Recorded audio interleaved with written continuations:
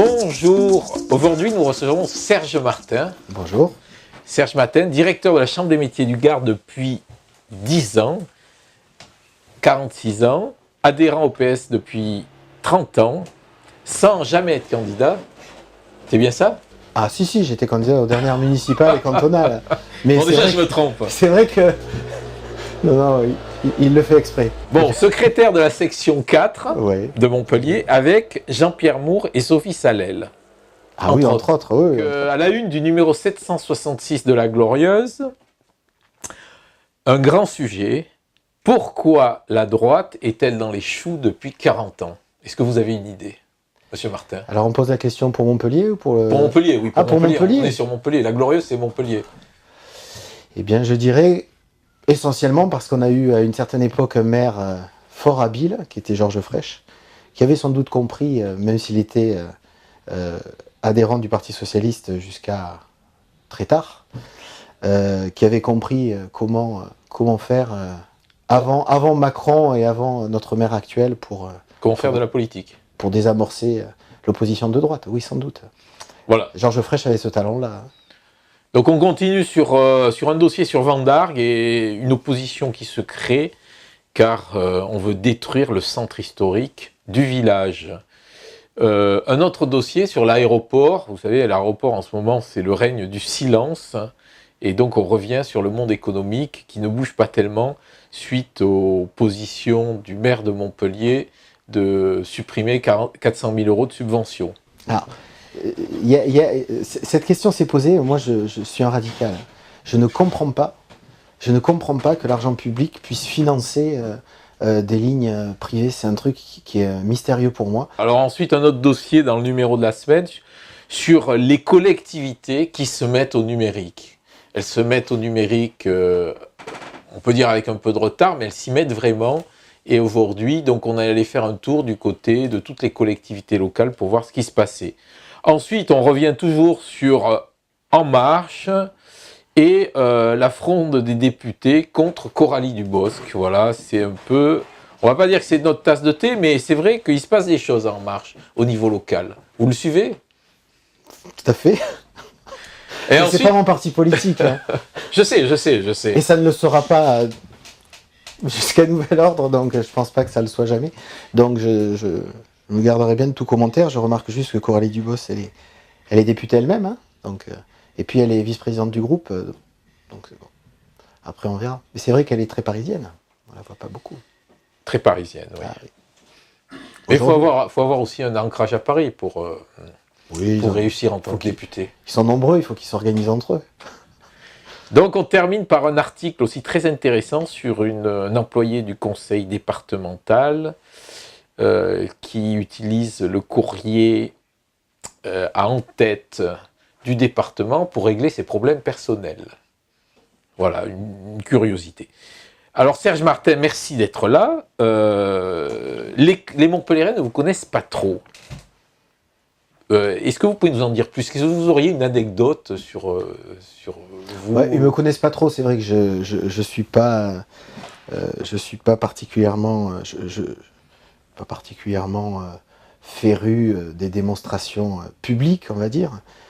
Je préfère le travail militant et le travail de dossier, et le travail concret.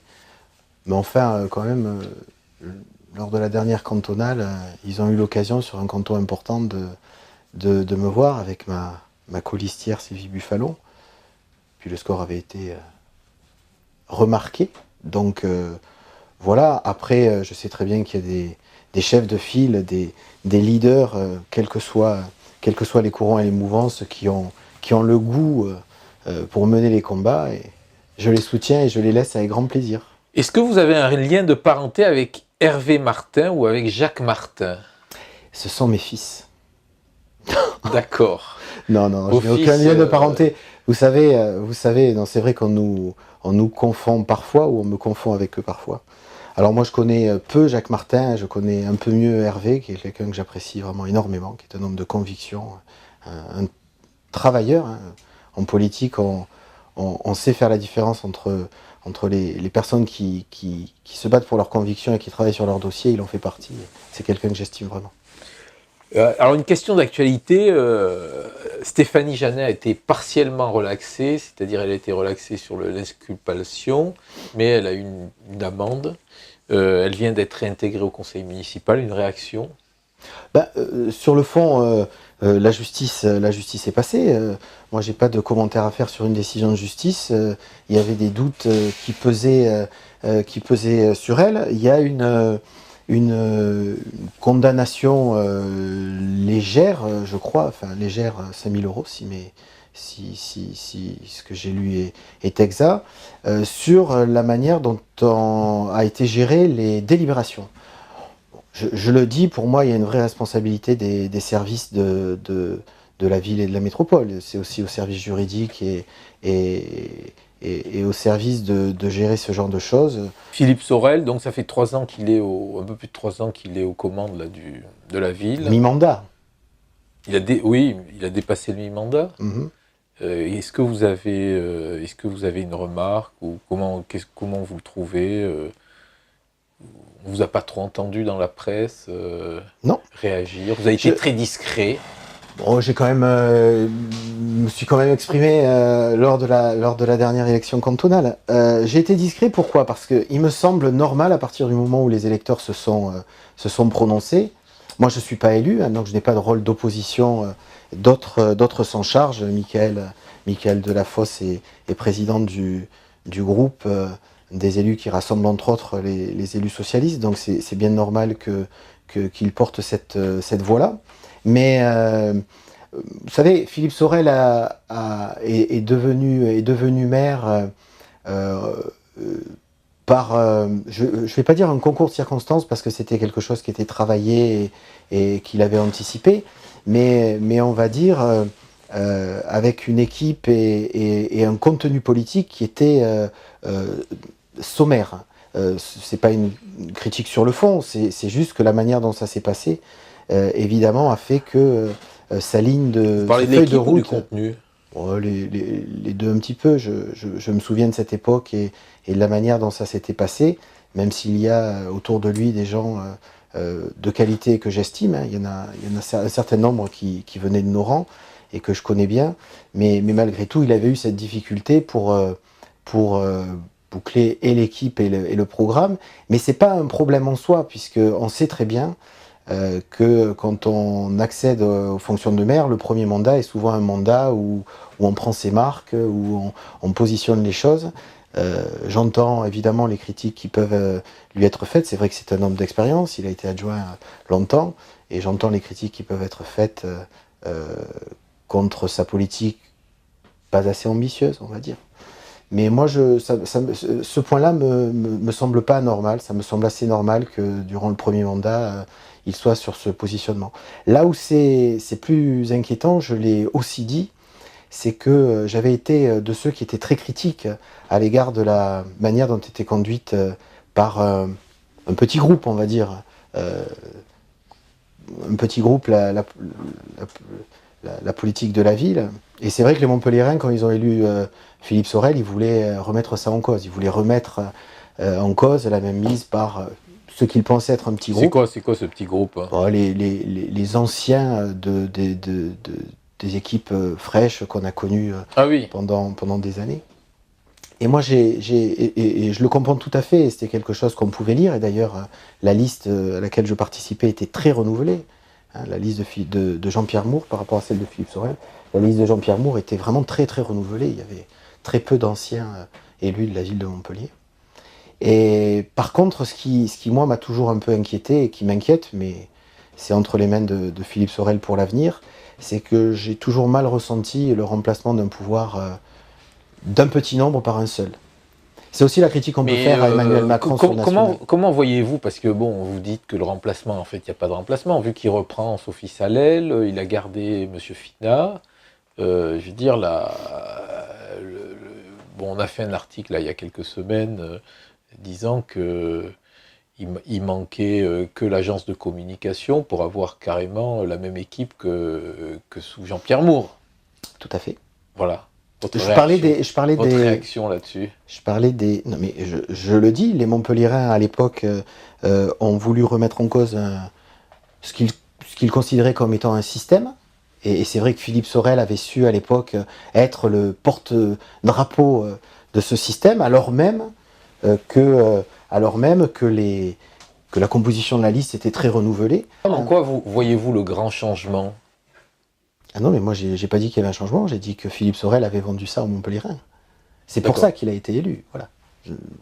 Et que pensez-vous de l'état du PS local? Forcément inquiétant. Forcément inquiétant. Alors, certains sont beaucoup en train de spéculer sur le nombre d'adhérents, les gens qui s'en vont ou pas. C'est pas essentiellement ça le problème. Il est tout à fait normal quand un parti politique tient une ville qui est affluence d'adhérents et quand il n'a plus le pouvoir, qu'il ait une baisse. C'est pas ça qui est inquiétant. Ce qui est pour moi plus inquiétant, c'est la difficulté qu'on a localement, que ce soit les cadres du parti ou que ce soit les militants eux-mêmes, pour se positionner par rapport à la situation politique actuelle. Est-ce qu'on doit soutenir ou pas Emmanuel Macron, voire Philippe Sorel à Montpellier? Est-ce qu'on doit faire une grande union de la gauche ou pas? Voilà. C'est ces questionnements-là, avec les Verts, avec le Front de gauche, c'est ces grands questionnements-là qui, tant qu'ils ne seront pas réglés, vont cristalliser les difficultés qu'on aura. Vous avez été 2 fois directeur de campagne de Patrick Vignal dans ses combats politiques. Oui. Pourquoi ne l'avez-vous pas suivi? Alors c'est des discussions qu'on a eues ensemble. Moi, j'ai vraiment dans les discussions senti la sincérité de Patrick dans l'engagement qu'il avait. Patrick Vignal a vraiment été dans une démarche de sincérité et il y croyait. Je parlais au passé parce que je vous parle du moment où nous en avions parlé. Il y croyait vraiment, il faudrait lui poser la question aujourd'hui sur son état d'esprit. Il y croyait vraiment et il croyait vraiment à un grand renouveau. C'est vrai qu'au moment où ça s'est produit, élection présidentielle en particulier, on se rappelle d'Emmanuel Macron qui parlait de marcher sur ses 2 jambes. C'est vrai qu'à cette époque-là, la question se posait. Pour moi, elle se pose moins aujourd'hui, quand on voit les premiers mois d'exercice du pouvoir par Emmanuel Macron, mais encore une fois, c'est que quelques mois. Il faudra voir sur la durée. Mais aujourd'hui, on a clairement une politique qui est plutôt, pour ce qui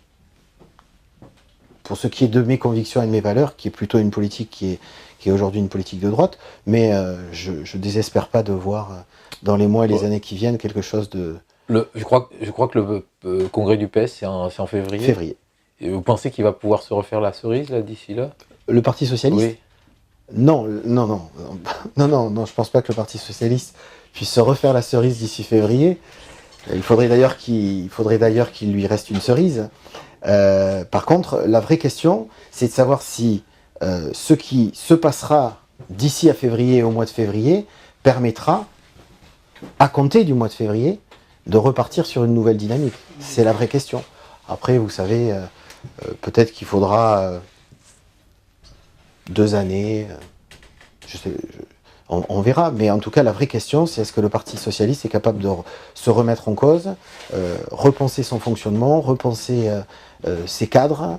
Voilà, c'est une vraie question. On le saura en février. Je l'ai dit d'ailleurs en interne, mais moi j'attendrai de voir à ce moment-là. Et qui vous voyez là pour prendre les clés de la boutique? Moi d'abord, je pense qu'il faut un vrai renouvellement. C'est-à-dire, on peut pas continuer, et je les vois, vous savez, moi je suis dans le parti, je les vois les uns et les autres, localement ou nationalement, ils ont toujours les mêmes réflexes. Ils croient, malgré l'effondrement qu'on a connu, parce que c'est un vrai effondrement, ils croient que les mêmes méthodes, la même manière de fonctionner va perdurer. Donc ils s'accrochent à ça. Bon, j'en suis désolé pour eux, parce que si ça se maintient et si ça continue comme ça, ce sera gentiment un enterrement de première classe. D'après ce que j'ai compris là ce matin, Hamon s'en va. Enfin, vraiment, il est parti depuis le 1er juillet. Oui. Il est parti depuis l'année dernière, oui. Donc, il reste qui aujourd'hui? Il reste qui comme grosse... Est-ce que vous avez vu les élections sénatoriales? Parce que quand on regarde les élections sénatoriales, on s'aperçoit que, à la grande surprise de bien des observateurs, le Parti socialiste a gardé ses positions. Donc le Parti socialiste, dans son maillage territorial, a conservé ses positions. Et moi, je vais vous dire, la question, ce n'est pas pour moi de savoir quels sont les gros éléphants qui restent au Parti socialiste, puisque j'entends, c'est quels sont les gros qui restent. Moi, c'est pas ça qui m'intéresse. Ce qui m'intéresse, c'est qui parmi les jeunes vont pouvoir émerger de tout ça. Si ça se produit, que ce soit sur les personnalités ou que ce soit sur les idées, il y aura un avenir. Si ce sont toujours les mêmes, ceux dont vous parlez, qui tiennent les manettes, ben, ce sera terminé. Et dans ce cas-là, ben, moi, soit j'arrêterai, soit j'irai voir ailleurs, je ne sais pas. Bon, je vous remercie. On va terminer par la question chapeau. Tenez. Ouais. Voilà. Je sais que c'est très périlleux. Non, non, c'est pas périlleux. Bon, il y a une question. Vous m'avez prévenu, je ne peux pas me défiler, donc... Je veux une réponse précise. Précise. Préférez-vous Hussein Bourgi ou Michael Delafosse? Oui. Donc j'ai pas le droit de me défiler. Non. Oh là là. Préférez-vous Alors, je connais Hussein Bourgi depuis 20 ans, je crois. Donc c'est un ancien compagnon de route. On a souvent eu des rapports complexes, hein. Mais c'est quelqu'un que j'aime beaucoup. J'ai un petit faible pour Michael parce que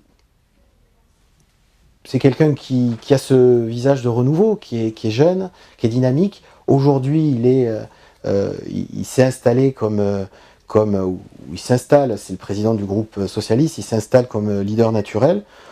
Préférez-vous j'ai pas de préférence, j'avoue que si la question... vous préférez la jeunesse. Bon, ben, Hussein est très jeune. Oui, non, mais enfin... Hussein Bourgi est très jeune. Bah, Hussein Bourgi ne s'est pas positionné... Michael est un peu plus jeune. Oui, écoutez, on va dire que Michael... j'ai parlé de renouveau, donc oui. Hussein est mon premier fédéral, donc forcément... non, j'ai pas de préférence, c'est compliqué comme question, je peux pas me défiler. Oh, on va dire que pour l'avenir, on pensera à Michael. Merci.